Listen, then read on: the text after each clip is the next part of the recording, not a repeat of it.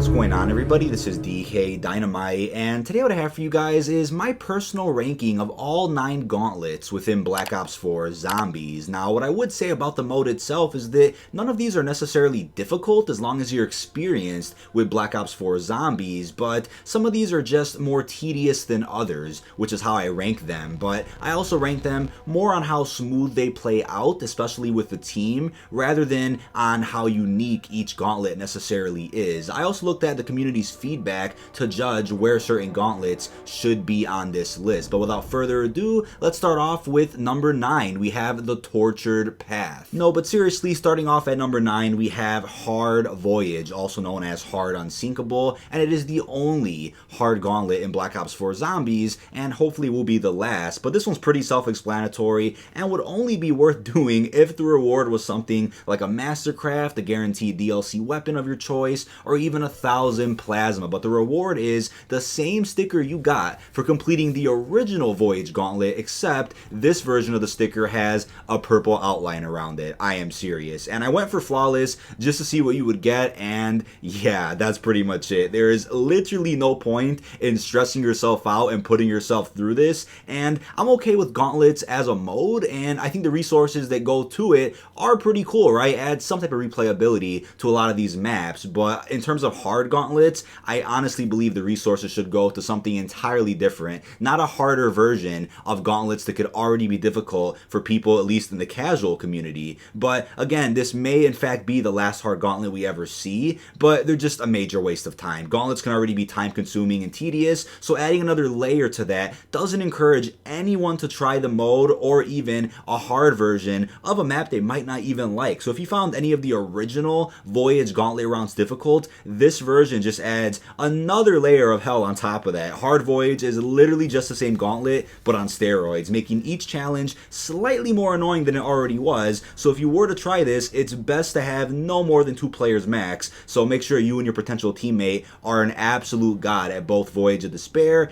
and at the gauntlet mode in general, just to give it a try. But we'll talk more about the specific challenges when we get to Voyage on this list. But next up we have number 8, Dead of the Night, also known as Super Blood Wolf Moon. This brings me to a point of some gauntlets aren't necessarily hard, they're just over the top tedious and drag extremely bad in co-op games. I honestly love this map, and even though I also got first in the world on the main Easter egg for Dead of the Night, I still have to say this gauntlet is pretty damn dreadful. I'm a fan of the boss fight for this map, so it sucks that round 30 didn't include it, but this gauntlet literally requires you to do every single side quest on the map. Not that I despise any of the side Easter eggs, they are pretty cool, but it hurts replayability when you have to spend quite a bit of time just doing side eggs in between rounds. Then it sucks even more when you're restricted from starting side quests early because weapons are disabled or you're forced to stay in a certain area. This is definitely a gauntlet that you have to take your time with and precisely start side quests on particular rounds to ensure you have enough time to finish them. But it's very easy to mess up your progress on the Steak Knife, Savage Impaler if you don't save enough vampires or zombies respectively. Now, having to drain all your points below 1,000 on round 28 also sucks big time, so a lot of planning needs to be done in advance. But overall, this map deserves so much more love, and it sucks that it didn't get the marketing it deserved, despite Dead of the Night originally being a launch map alongside Voyage instead of 9. But this tedious gauntlet does not help with the map's popularity whatsoever. So coming in at number 7, we have Voyage of Despair, also known as Unsinkable. Now, I do appreciate this map and the lore and all of its side Easter eggs, but introducing Gauntlet as a mode with this map first was pretty atrocious and left a really bad taste in people's mouths and probably encouraged people to ignore Gauntlet as a mode going forward. Now, the Essex is obviously one of the worst weapons in the game, so unless you're willing to fork over some insta-kills or nukes to pass through those rounds, it's going to be a drag burning through those rounds with just the Essex. Voyage is already a challenging map with tight corridors and Blightfathers, which can easily block your pathway, so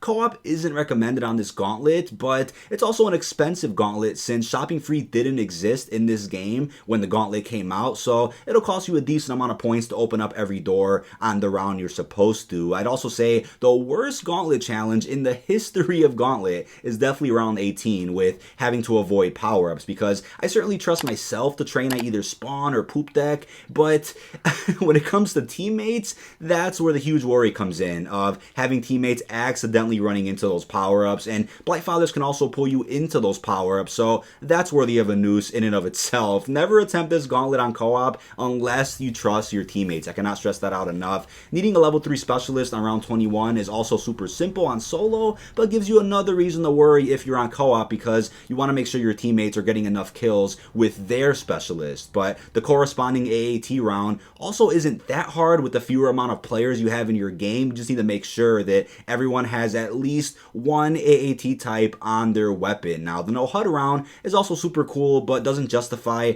replaying the Gauntlet by any means. I could just go on Theater and disable the HUD for smooth recordings if I wanted to. But coming in at number 6, we have Classified, also known as DEFCON 5. Not only was I the first in the world to beating the main Easter egg on this map, but I'm also just a huge fan at how simple Classified is and how fast you can hop on here and do your contracts with ease. But the map gets pretty tight on co-op towards some of the later rounds, so most Gauntlet challenges are done while sitting in the elevator to avoid cramming around other tight areas of the map. Now, when Treyarch first released Gauntlets, they had this consistency where one weapon was tied to that map. For example, the Essex was tied to 3 rounds of the Voyage Gauntlet, the Mog Shotgun was tied to 3 rounds of the 9 Gauntlet, then Classified has the RK7 pistol tied to 3 different rounds here of the Gauntlet. But I'm glad they ditched that system after this Gauntlet, to be honest. It was getting kind of repetitive, but it's also weird how this Gauntlet released before Blood of the Dead's Gauntlet, Helcatraz, even though Classified's Gauntlet is considered DLC, and there's a Dark Ops for completing all 3 Gauntlets of the 3 launch maps, so you would have thought Blood of the Dead's Gauntlet would have released before this one, but maybe Blood's just wasn't ready on time. But I also like how round 18 borrows from 9 a little bit, where you have to get 55 trap kills and then play the timeout for 5 minutes and 55 seconds, similar to how on 9 you have to survive for 9 minutes straight. But the randomly teleporting round could also be annoying. You just have to ensure that you're burning through a lot of zombies no matter where you spawn, and completing the round before the timer expires is also a featured challenge on Classified that I'm never a fan of no matter what map it's on. I just don't like rounds like that, especially on co-op, but it's also super nerve-wracking, especially when you have more players in your game, increasing zombie spawns. But this Gauntlet doesn't let you do Project Scatty, since you don't really get an opportunity to stay at Area 51 for 3 rounds straight, since you have to be on the main map for certain challenges, but luckily you do get to enjoy Groom Lake towards the very end on round 30. But coming in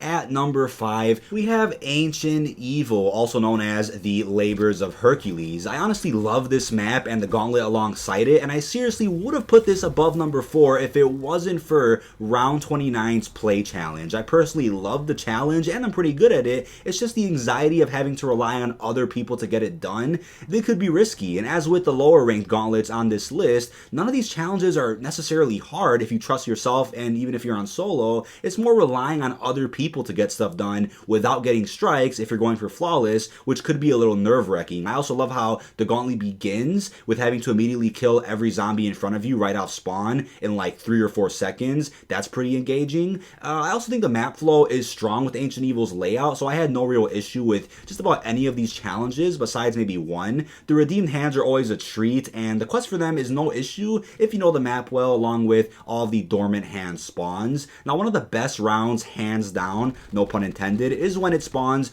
a whole bunch of DLC weapons on round 18, and you have to use one of those for the remainder of the round. So it gives you an opportunity to experiment with a whole bunch of DLC weapons that you may not have been lucky enough to get out of reserves to use in multiplayer or Blackout. But I also think having to use unpacked LMGs around 27 is the only round that really bothers me, just because it drags super hard, especially on co-op, even when you bring Temporal and insta-kill, and you're limited to just the Titan wall buy, since the ammo in an LMG like the Hades Crossbar or some other ones from the box just won't have enough ammo for the remainder of the round unless you pop a couple of max ammos with your team. But I'm also a huge fan of this boss fight, which makes round 30 that much more fun. And hey, I'm Greek, so I was made for this. But moving on to number 4, we have Blood of the Dead, also known as Helcatraz. This Gauntlet does have a number of original challenges, but sometimes punishes you when you least expect it, hence why you're literally in hell when you spawn in on this map. But no one likes their controls getting reversed, but luckily it's on round 3 compared to 30 on hard Voyage. That was fucking ridiculous. It's nice that it makes you go for the Retriever and Blundergat too, since those items are, of course, iconic to the original Mob of the Dead and go really well along with the map flow of Blood. And the Black and White Noir round is by far one of the coolest challenges of all time, which is what really encouraged me to give Blood a high ranking on this list. Just that challenge alone is extremely cool. Everything is kind of fast-paced, it's all black and white, the zombies move faster, and the round burns through pretty quickly. But the Japanese horror round is also interesting, but clearly reuses the mechanic of the mannequins from Black Ops 3 Nuketown, where if you look at them, they won't move. If you look away from them, they'll just go all over the place and try to attack you from behind. But I never like getting my points robbed or reset, but luckily it's easy to spam the Magmagat and get your points back. That of course happens later on in this gauntlet. I'd say around 28 is probably one of the worst challenges when you have to travel through the hellholes before the timer runs out. Again, another challenge where I trust myself and I know I can watch the timer and do this efficiently while killing zombies, but you have to make sure your teammates are also going through the hellholes either with you or timing it to go at a different hellhole, and you want to make sure nobody gets a strike at this point, because it sucks when you get this far in and get a strike on like round 28